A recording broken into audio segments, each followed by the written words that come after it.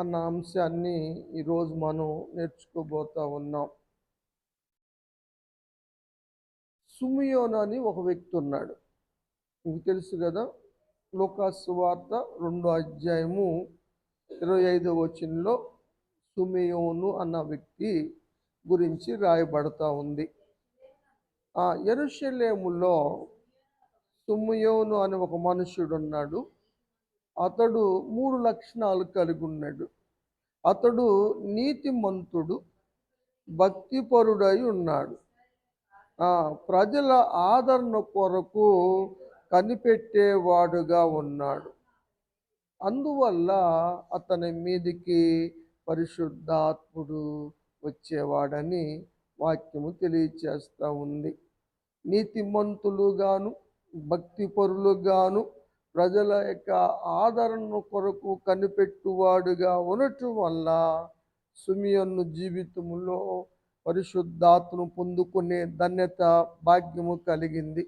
అతడు ఎప్పుడూ ఆత్మవశుడుగా ఉండేవాడు. యేసు ప్రభువారు జన్మించిన 8వ రోజు సున్నతి చేయటానికి తీసుకొచ్చినప్పుడు ఆత్మవశుడుగా ఉండి ఆయన మందిరానికి వచ్చాడు.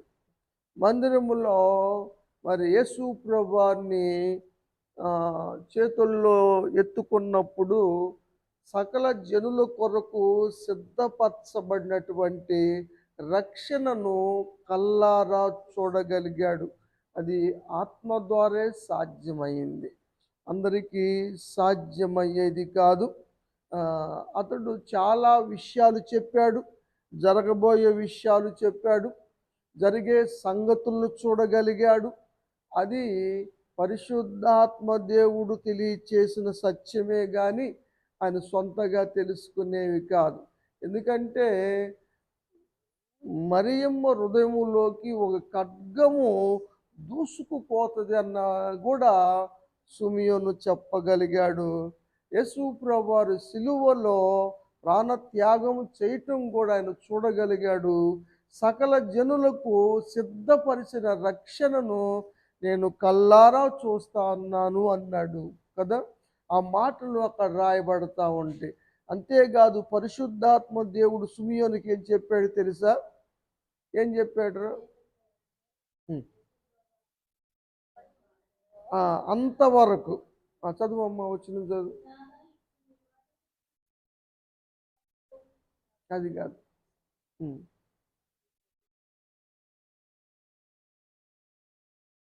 దొరకలేదా?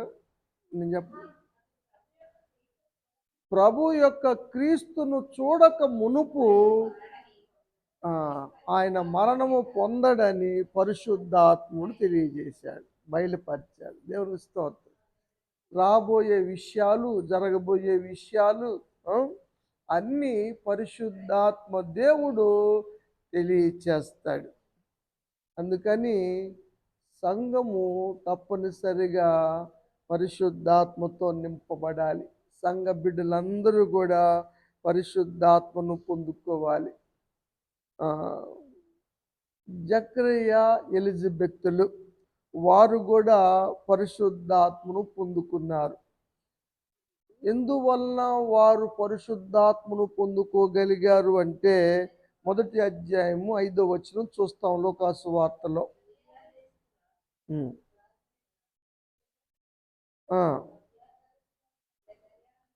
జకరియా అన్న యాజకుడు, అతని భార్య అయిన ఎలిజబెతు ప్రభు యొక్క సకలమైన ఆజ్ఞల చొప్పున, న్యాయ విధుల చొప్పున జీవించారు, నిరపరాధులుగా నడుచుకున్నారు, దేవుని దృష్టికి నీతిమంతులై ఉన్నారు. దేవునికి స్తోత్రం. కాబట్టి మనం కూడా పరిశుద్ధాత్మను పొందాలి. పరిశుద్ధాత్మ ప్రత్యక్షతను పొందాలి అంటే తప్పనిసరిగా ప్రభు యొక్క సకలమైన ఆజ్ఞల చొప్పున నడుచుకోవాలి, నిరపరాధులుగా నడుచుకోవాలి, దేవుని దృష్టికి నీతిమంతులుగా ఉండాలి. మనుషుల దృష్టికి, నీ దృష్టికి నీతిమంతుడు కాదు, కానీ దేవుని దృష్టికి నీతిమంతులుగా కనపరుచుకోవాలి. అలాంటి జీవితం వాళ్ళు జీవించారు కాబట్టి దేవుని సముఖంలో ఉన్నటువంటి గబ్రియేలు దూత వారి దగ్గరికి వచ్చినట్లుగా లేఖనాల్లో చూస్తాం. ఆయన యాజకత్వం చేసే సమయంలో జకరయ్య దగ్గరికి ప్రభువు దూత అయినటువంటి గాబ్రియేలు వచ్చాడు.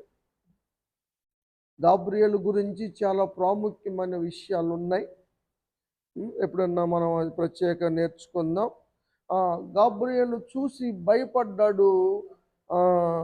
తొందరపడ్డాడు జకరియా గారు.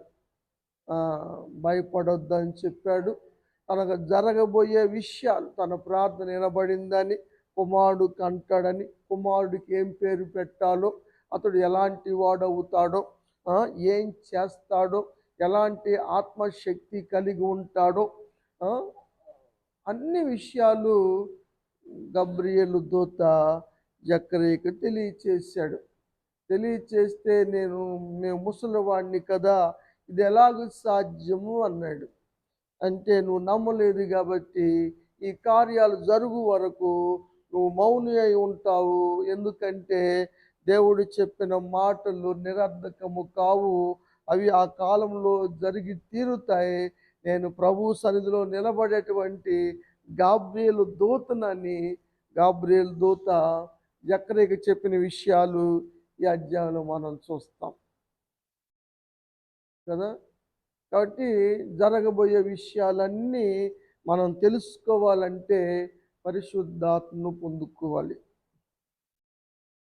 ఎలిజబెత్ కూడా పరిశుద్ధాత్మ నింపుదల కలిగి ఉందని 10వ వచనంలో చూస్తాం. మొదటి అధ్యాయంలోనే లూకాసు వార్త. ఈ జకరీదమ్మ 41 చూడు.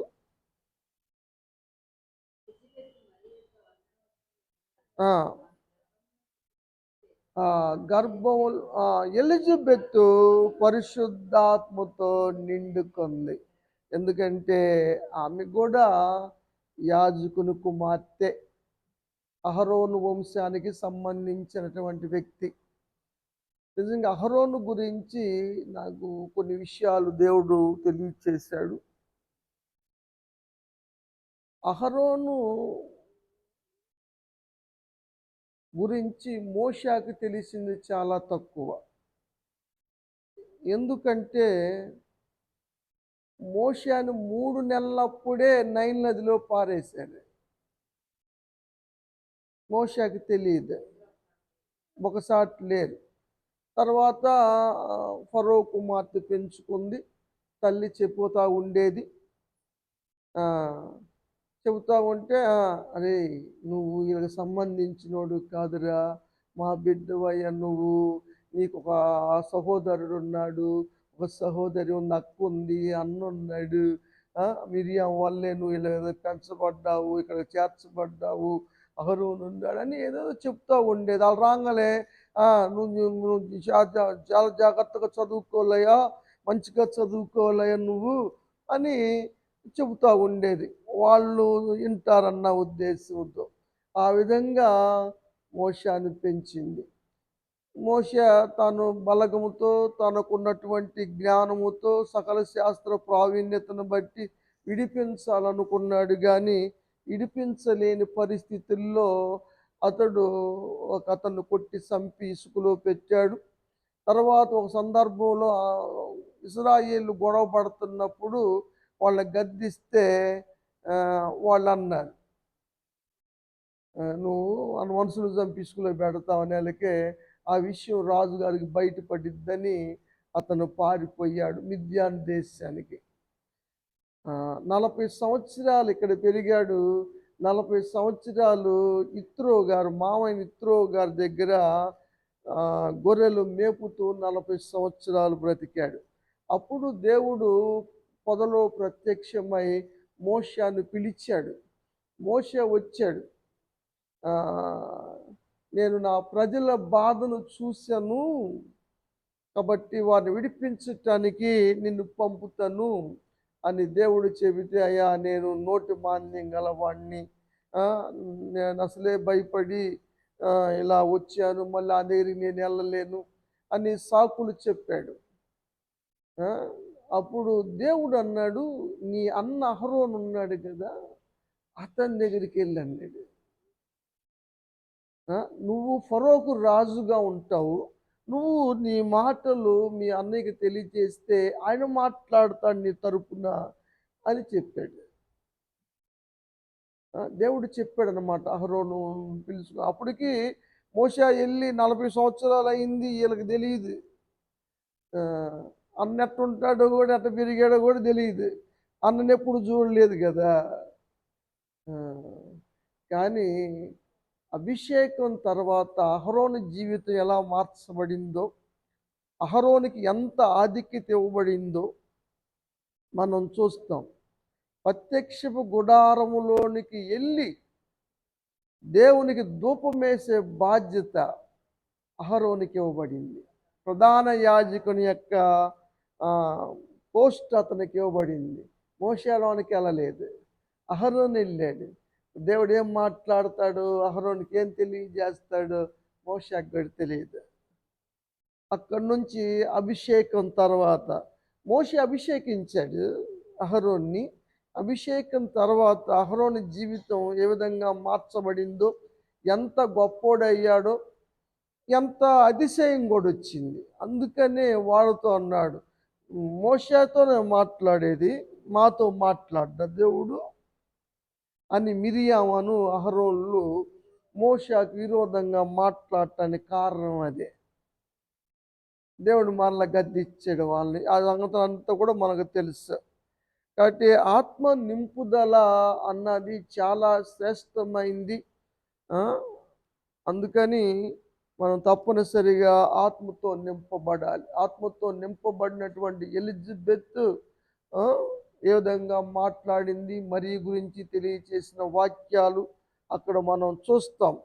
ఆమె దేవుని మహా కనికరం ద్వారాగా ప్రసవించటం. ఎలిజబెత్‌కి పుట్టిన కుమారుడు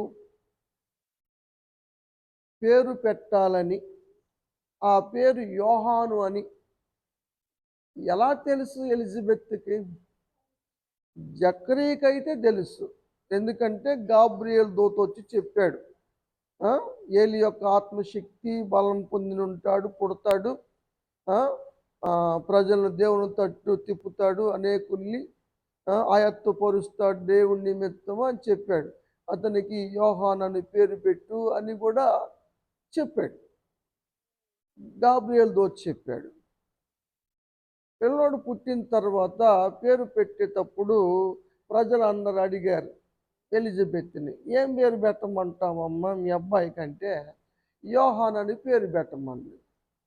అప్పుడు అందరూ అన్నారు, సహజంగా యూదుల ఆచారాలు ఎట్లుంటాయంటే, వాళ్ళు పేరు పెట్టుకునేటప్పుడు వాళ్ళ వంశంలో వాళ్ళు పేర్లు పెడతారు. తాత ముత్తాతల పేర్లు కానుంచి పెడతారు. అది విధానం. అందుకనే చాలామంది యేషేపులు కనబడతారు.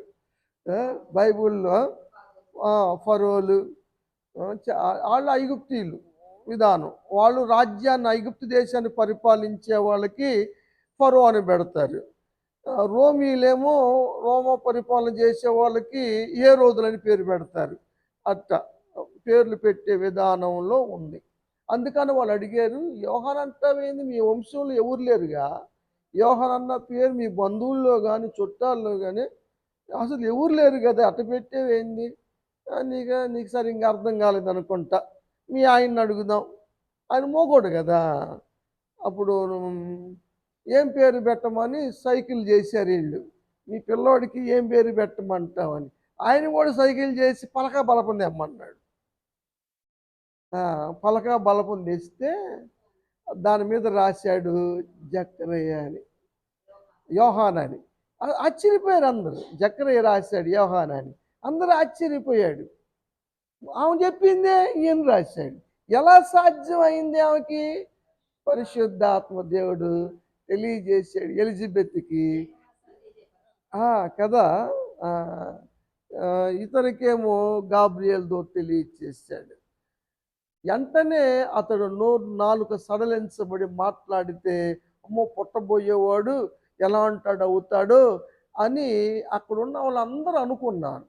అప్పుడు జకరియా మీదకి మళ్ళా పరిశుద్ధాత్ముడొచ్చి, ఇతని జీవితంలో ఏం చేయబోతున్నాడో, ఎలాంటి వాడవుతాడో, దేవుని ముందు ఏ విధంగా నడుస్తాడో అన్న విషయాలన్నీ ఆ అధ్యాయం అంతా ఉంటుంది.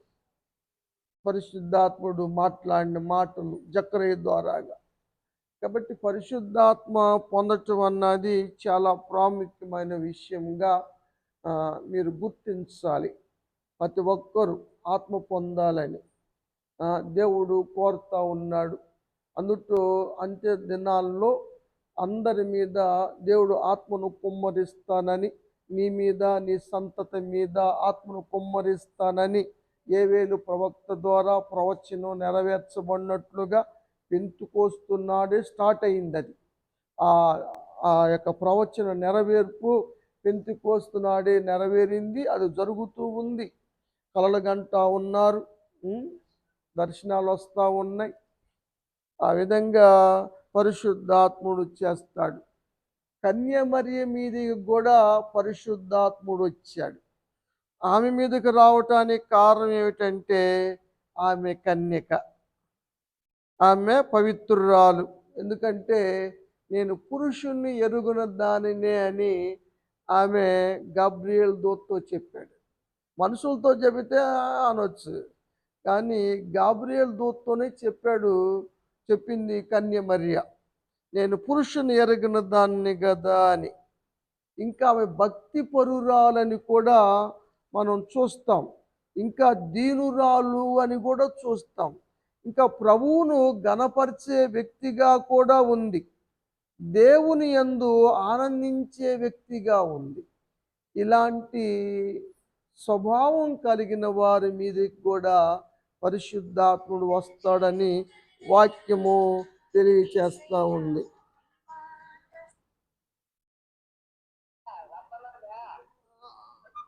ఎవరు చేశారా? వాక్యం చెబుతున్నారా?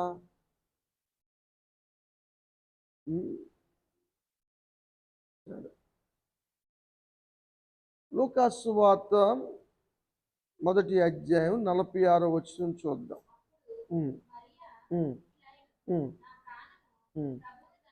ప్రభువును గణపరుచుచున్నది,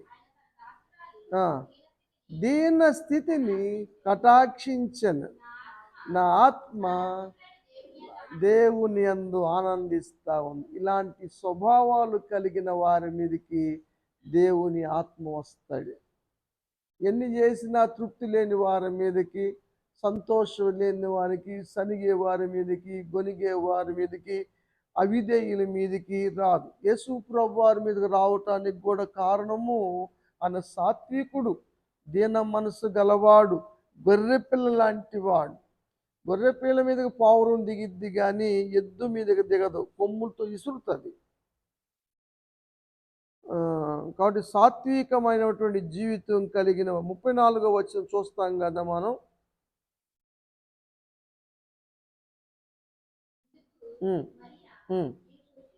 నేను పురుషుని ఎరుగున దానినే ఎలా జరుగుతుంది అంటే, అప్పుడు గబ్రియేల్ చెప్పాడు, పరిశుద్ధాత్మ నీ మీదికి వచ్చును, సర్వోన్నతుని దేవుని శక్తి నిన్ను కమ్ముకొనును అన్న విషయాలు. కాబట్టి ఆమె దగ్గరికి ప్రభుదూత కూడా పంపబడ్డాడు. ఆమె దయాప్రాప్తురాలుగా అయింది, దయ పొందింది. అందుచేతనే దైవమాతగా ఉండటానికి ఆమె ఎన్నుకోబడింది, ఆమె ధన్యురాలైంది. జకరియా ప్రవచనం చెప్పే కిందాక 67వ వచనంలో ఉంటుంది అది. జకరియా పరిశుద్ధాత్మ పూర్ణుడై ప్రవచించాడు. ఈ ప్రవచనం అంతా జకరియా ప్రవచనం. కాబట్టి పరిశుద్ధాత్మను పొందుకోవటము చాలా శ్రేష్టమైందని దేవుని యొక్క వాక్యము తెలియచేస్తూ ఉంది. ఏమా 2వ అధ్యాయం 27వ వచనంలో మనం చూస్తాం. ఇందాక చెప్పాను మీకు, షిమియోను జీవితంలో జరిగింది. సకల జనుల ఎదుట సిద్ధపరచని నీ రక్షణని కనులారా చూస్తున్నాను అని చెప్పటము, మరియ హృదయంలో ఒక ఖడ్గము దూసుకొని పోవునని చెప్పటము 35 వచ్చిన ఈ వచనాల్లో మనం చూస్తాం. కాబట్టి పరిశుద్ధాత్మను పొందటం వల్ల చాలా విషయాలు తెలియచేయబడతాయి. జరగబోయే విషయాలు కూడా తెలియచేయబడతాయి. మేము ముందుగా ఏ విధంగా చెప్పగలుగుతా ఉన్నాము అంటే దేవుని ఆత్మ ద్వారాగానే. అంతేగాని మా వల్ల ఏది కాదు. సరే, పరిశుద్ధాత్మ ప్రత్యక్షత అందరికీ అనుగ్రహించబడింది. ఎందుకు? పరిశుద్ధాత్ముని యొక్క ప్రత్యక్షత అందరికీ అనుగ్రహించబడింది. ఎందుకు? అదే దేవుని ప్రవచనానుసారంగా అనుగ్రహించబడింది అన్నది మీ వెరీ గుడ్, మంచిది. అందరి ప్రయోజనం కొరకు, ఒకళ్ళ కోసం కాదు, సంఘ ప్రయోజనం కోసం. వరాలు పొందుకొని నాకు అన్ని వరాలు ఉన్నాయి, ఇన్ని వరాలు సాటింపు వేసుకుంటానికి కాదు. ఒక సిస్టర్ గారు చెబుతా ఉన్నారంట, నేను కదా నేను వెళ్ళిన కాడ నుంచి వర్షాలు బాగా కురుస్తున్నాయి ఆ ఊర్లో, జనాలు పెరిగిపోతున్నారు, భలే బలపడుతున్నారు, ప్రార్థనకు భలే వస్తున్నారు, గొప్ప కార్యాలు జరుగుతున్నాయి అని చెబుతున్నారంట.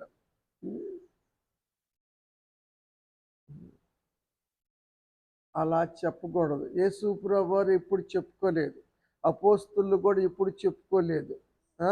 పరిశుద్ధాత్మ ద్వారా మేము ఇన్ని కార్యాలు చేసాం, చనిపోయిన వాళ్ళని లేపాం, దర్శనాలు మేము చూసాం,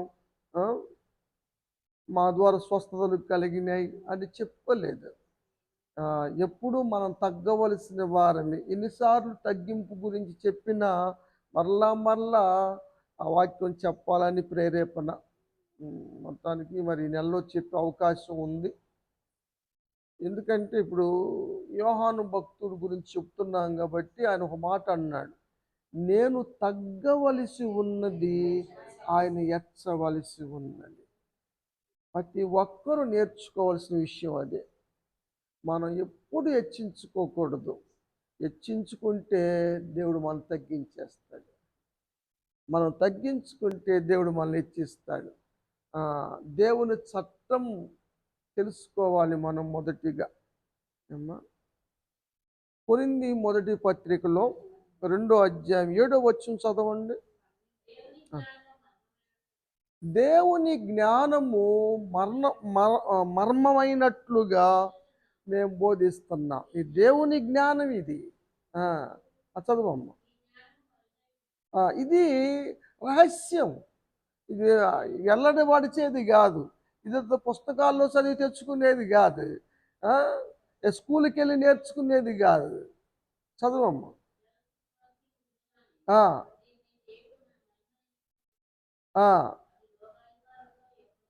అది అందరికీ తెలియదు, లోకాధికారులకు కూడా తెలియదు.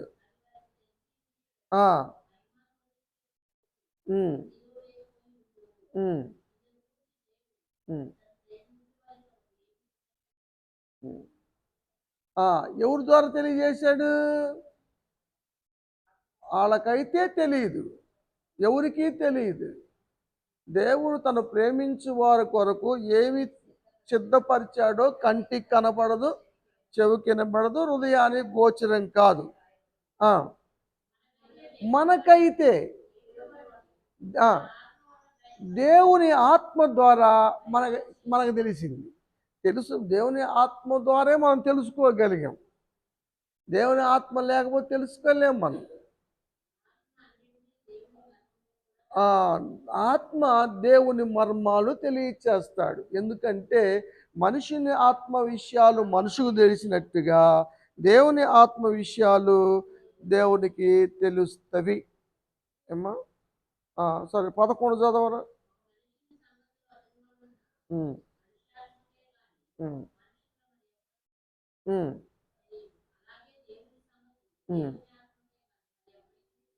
పేజీ తిప్పి పైన చదువు.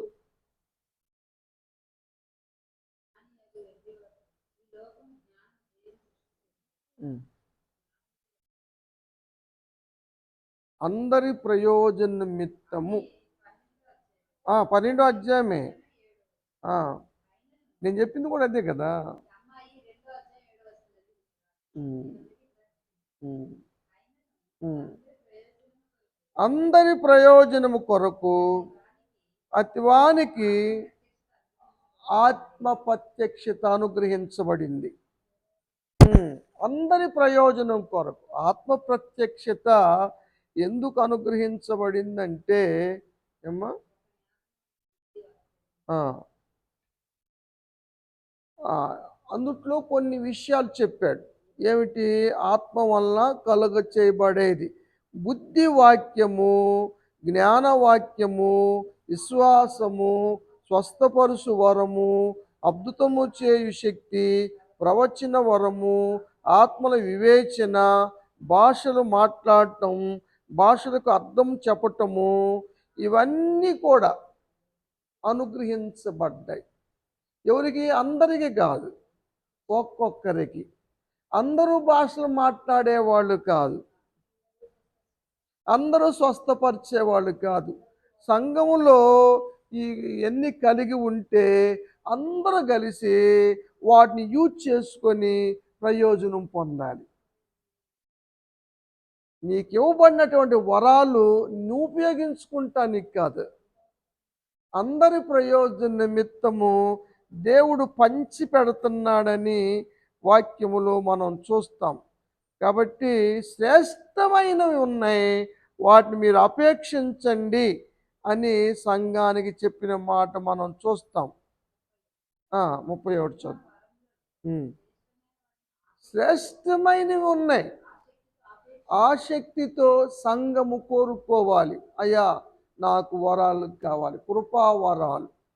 దేవుడు తన చిత్తానుసారంగా అడిగిన వారికి పంచి పెడతాడు.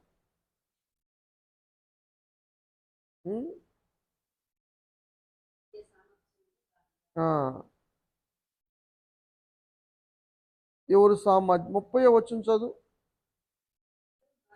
అందరికీ భాషలు మాట్లాడేవారు కాదు, అందరూ ప్రవచనాలు చెప్పేవాళ్ళు కాదు, అందరూ స్వస్థతలు కలిగించేవాళ్ళు కాదు, అందరూ అద్భుతాలు చేయరు.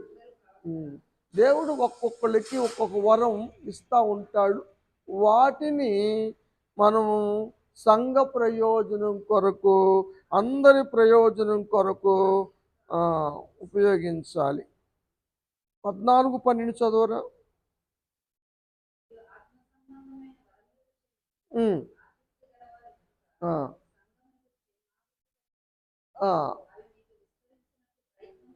అది సంఘము క్షేమాభివృద్ధి పొందాలంటే ఆత్మ వల్లే జరుగుతుంది. కాబట్టి ఆత్మ పొందుకొని ఈ వరాలన్నీ మనం సంఘంలో తెచ్చుకుంటే సంఘము క్షేమాభివృద్ధిలో నడుస్తుంది. దాన్ని కోరండి. వాడికి వచ్చినాయి అని అసూయపడొద్దు, వీడికి ఆ వరం ఉందని అసూయపడొద్దు. దేవుడు పంచి ఇస్తాడు, అవి మన సంఘ ప్రయోజనాల కొరకే. దేవుడు ఏది ఇచ్చినా, ఏ తలాంతి ఇచ్చినా అందరి కోసమే కదా. నీకు పరిచర్య ఇచ్చాడా? పరిచర్య చేయి. స్వరం ఇచ్చాడా? పాటలు పాడు. జ్ఞానవాక్యం ఇచ్చాడా? చెప్పు. బుద్ధివాక్యం ఉందా? చెప్పు. భాషలు మాట్లాడాలంటే మాత్రం సంఘములో భాషలకు అర్థాలు చెప్పేవాళ్ళు ఉంటేనే మాట్లాడాలి, లేకపోతే మాట్లాడకూడదు. అది కండిషన్.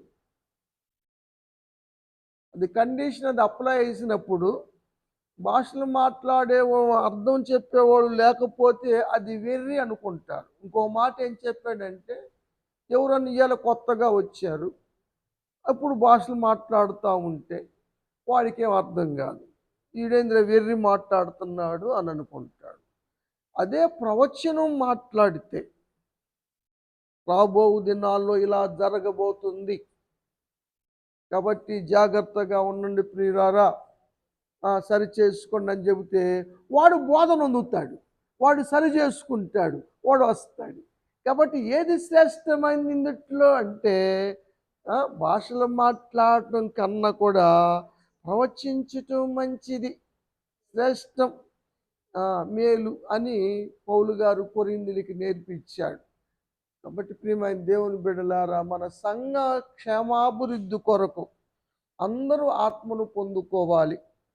ఆత్మను పొందాలంటే ఇదిగో సిమియోను లేగా, జకరియా, ఎలిజబెత్ లేగా, మరియ లేగా పవిత్రమైన జీవితాలు జీవిస్తూ, నీతిమంతులుగా నడుస్తూ, దేవుని యొక్క ఆజ్ఞలు పాటిస్తూ, నిందారహితులుగా జీవిస్తూ మనం నడుస్తూ ఉంటే దేవుని ఆత్మను పొందుకోగలం. కాబట్టి ఆ విధంగా ఉండి సంఘ బిడ్డలందరూ పరిశుద్ధాత్మతో నింపబడి ఒక్కొక్కరు ఒక్కొక్క వరం సంపాదించుకొని సంఘ క్షేమాభివృద్ధి కొరకు పాటుపడుదురుగాక, దేవుని పనిలో వాడబడుదురుగాక, దేవుడి మాటలు ఆశ్రయించి దీవించునుగాక. ఆమె